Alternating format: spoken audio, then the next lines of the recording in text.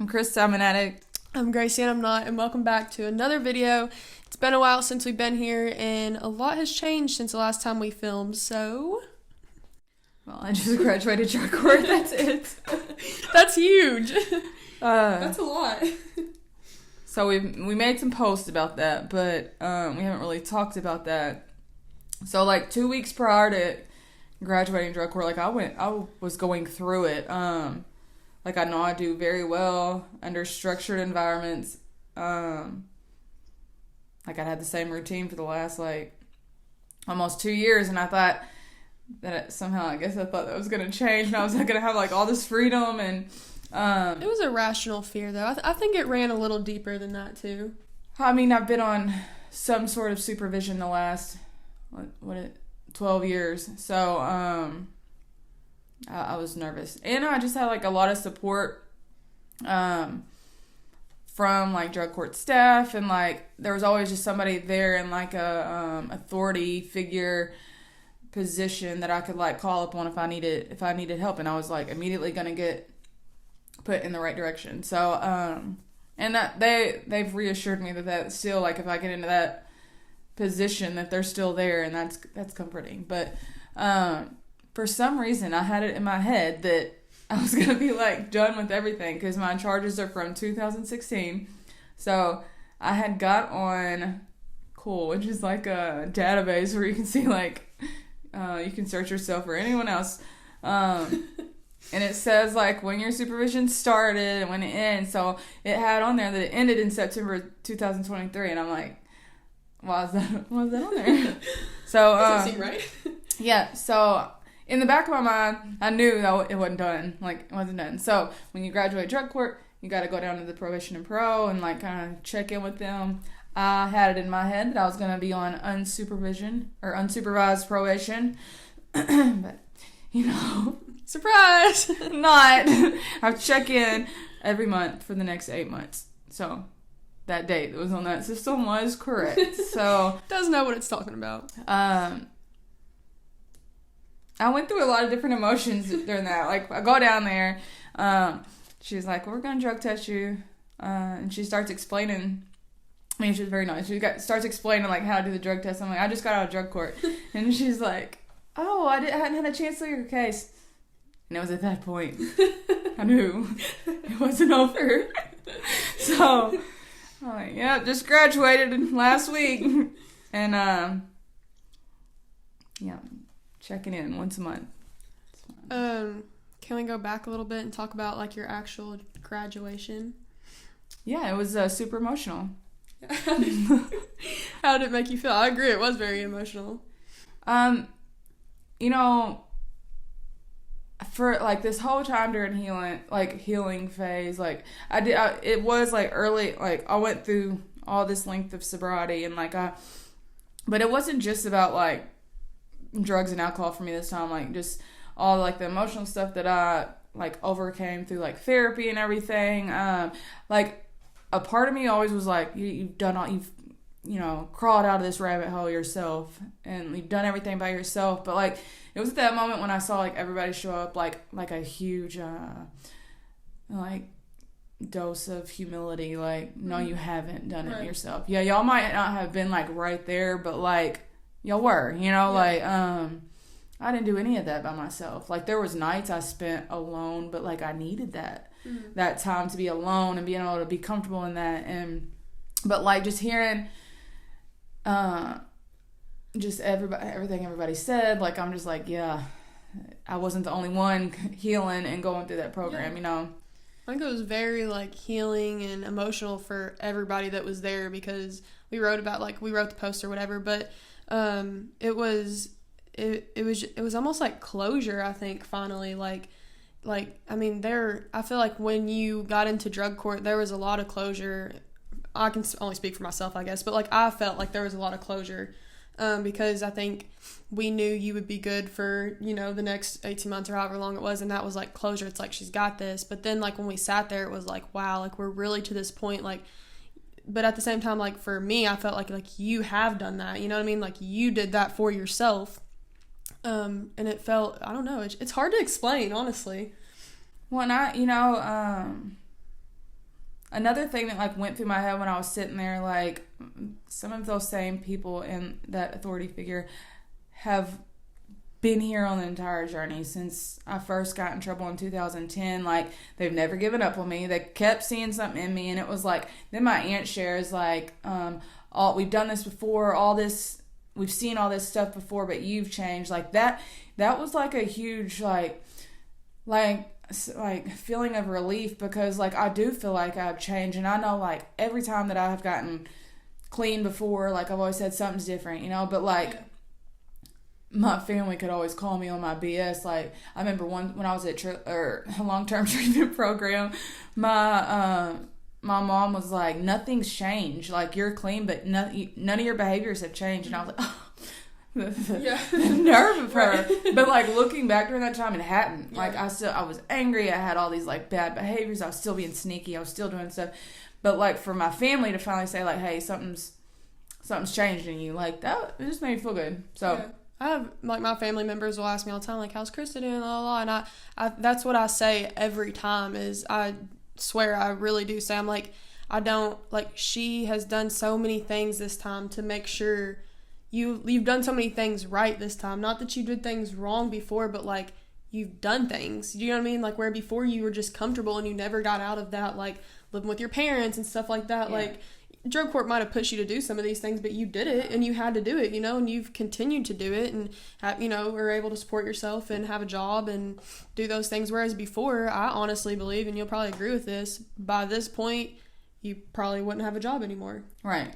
And the thing is, like, okay, so, and I've been guilty of this, like, I've gone through a program, and then I've relapsed, and I will find myself like, well, that program didn't blah, blah, blah, blah, or like, this person should have done this different. Like, okay, the problem was me, and when I finally accepted that and decided to start looking within and like changing what was wrong with me, that's when like things changed. However, like, these programs and these like different things, they're set up to like give you like a map of, you just gotta like know, like, you're gonna have to steer which way, you know, which way to go on that map. So that's it with everything. I mean, even with therapy, you have to decide like how much you want to put into it and like what you get out of it. And the thing is, like, and this is like honestly speaking, those times before, I think that I did what I knew what to do, like the best to my ability. But like I said before, and every other time, like, that something happened spiritually, and like it was just like a different,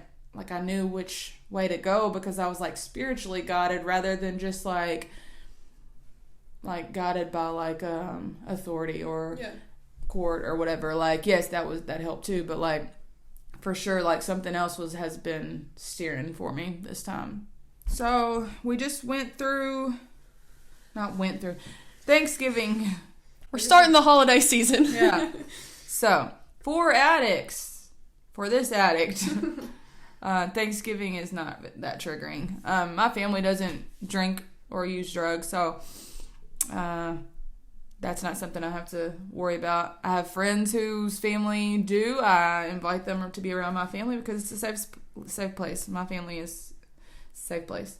However, so something recent that I've been dealing with through the holidays is my children's father is in active addiction, and it's hard. It's hard. My kids love him, miss him.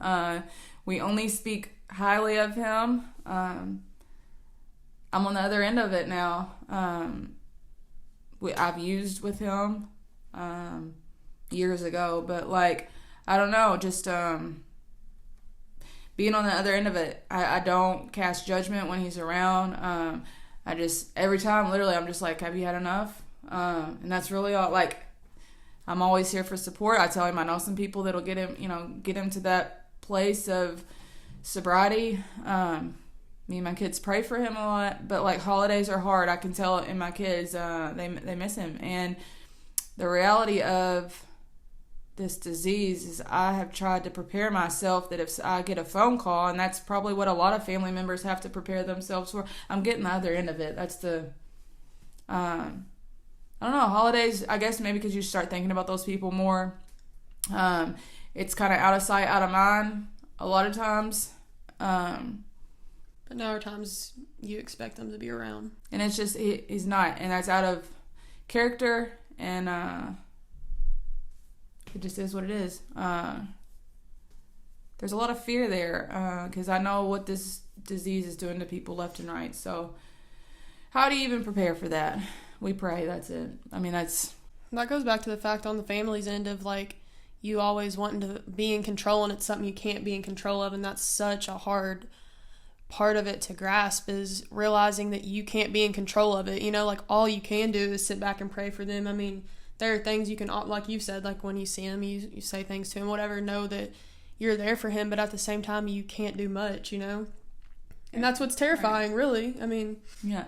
And, like, I'm still super close with his family, and we all just try to lean on each other, like, through this, and hope for the best. I mean, so Gracie brought to my attention that I was a little vague with my own feelings with that situation. So it doesn't just stop at we pray for him. Like, there's nights that I literally will get super emotional. Like, I'll look at my phone 100 times, like, I expecting to get, like, a phone call because the last time I saw him, he looked really worse than I've ever seen him before. So, and I know what is in the drugs now is, I don't know what's in it. That's the scary part. Yeah.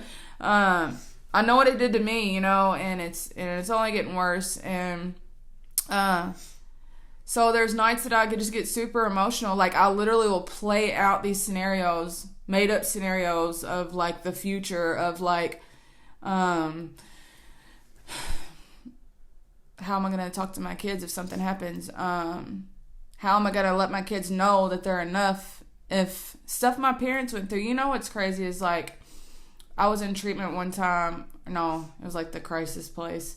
And I called my kid's grandmother, who is a huge supporter of my sobriety and just being healthy. And I called her to let her know that I'm in this crisis place, I guess expecting, like, a girl. Yeah. And she's like, you know what y'all don't understand is that y'all are in these places. When's enough's gonna be enough? Because we're sitting here having to watch these kids, like, you know, ride their bike and say, you know, I wish my mommy could see this, or I wish my daddy could see this. And that was the most humbling comment that I had, like, during that I remember thinking, holy shit, like, that. So I'm feeling that now. I'm feeling that part of it. I do special things with my kids, and they're like, you know, can we call daddy? And I can't, because there's no communication there right now. And I don't. When we do see him, I don't bring these things to his attention, right, because it's not the time and place for it. And I know that it'll only make him go further in addiction, because he has a lot of guilt and shame, and anything that I pour on him while he's in active addiction is just going to make it worse. So, will those conversations happen if he ever gets to the other side? 100%. And I know he's capable of it. I know he's a good person. Yeah. That's never, like, the issue with an addict. I was a good person. Right. I did bad things when I was under the influence. But deep down, like, you know, just like the family knows who their people are, right, you know. I know what kind of father he can be. I've seen glimpses of it. And my kids love him, you know. It's just hard. And selfishly, I think about, there's times that I think about how am I going to handle it if something does happen to him. And I think that's a honest fear that, like, family members have. Like, but from the point that I'm an addict, like, how am I going to handle that if I lose somebody that I was with for 10 years? Mm-hmm. You know, we're friends now, so that's it's not like a romantic thing anymore. But I'd be losing one of my best friends, you know what I mean? And the father of my children. And it's just, like, I almost, like, there's nights that it won't even be, like, relevant to the night, but I just try to, like, prepare myself, like, how am I going to handle it? What people am I going to, I don't know, creating, like, a safety net for if something were to happen. I think it's interesting to hear you say that, because, like, that is so, like, I remember going through those things too, you know what I mean? So It's really, like, crazy to hear you say the same things, you know? Like, that's exactly what it's like to go through, like, that's exactly what it's like. That's all the feelings you feel, all the made-up scenarios of getting a text or a phone call, or what if this happens or that happens, and it's so easy to get your mind wrapped up in all these scenarios. It makes yourself sick. Yeah. Like, there's nights that I feel just as crazy, like, because I, like, when I'm not medicated, I can get real manic without drugs.